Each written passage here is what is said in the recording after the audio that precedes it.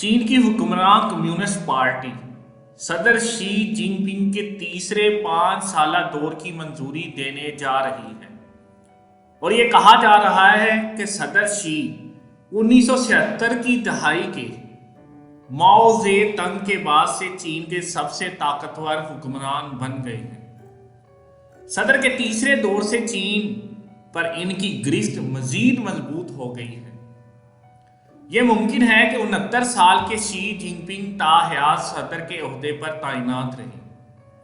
یہ تاریخی فیصلہ 16 اکتوبر کو بیجنگ میں کمیونسٹ پارٹی کانگریس میں لیا جائے گا۔ یہ پارٹی کی تاریخ کے سب سے اہم اجلاسوں میں سے ایک ہے۔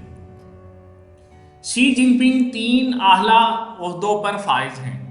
نمبر 1، شی جن پنگ چین کی کمیونسٹ پارٹی کے جنرل سیکرٹری ہیں۔ نمبر 2، وہ چینی ریاست کے صدر ہیں۔ نمبر 3، وہ چین کے مرکزی فوجی کمیشن کے سربراہ ہیں اور ملک کی مسلح افواج کے کمانڈر ہیں۔ انہیں چین کا سپریم لیڈر بھی کہا جاتا ہے۔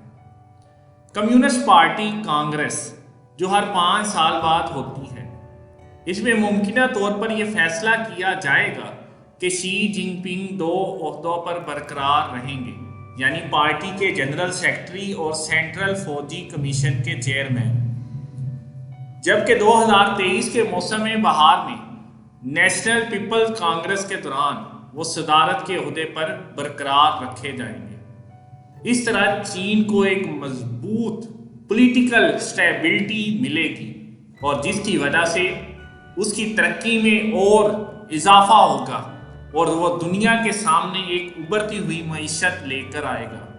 یہ سب پولیٹیکل سٹیبلٹی کے ذریعے ہی ممکن ہے اور یہ چینی لوگ جانتے ہیں۔